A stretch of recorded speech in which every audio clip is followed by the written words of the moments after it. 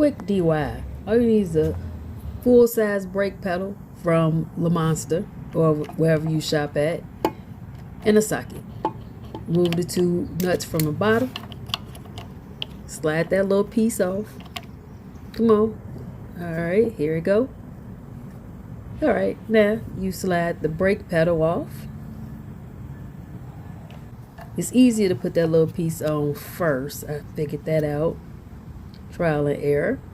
And put the little nut in. So you can have one nut to hold the new one. Slide the new one on. Put the other nut in.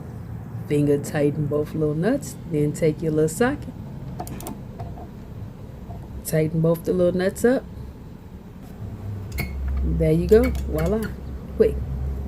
I don't know why they give us that little bitty brake pedal anyway. I got tired of my foot falling off.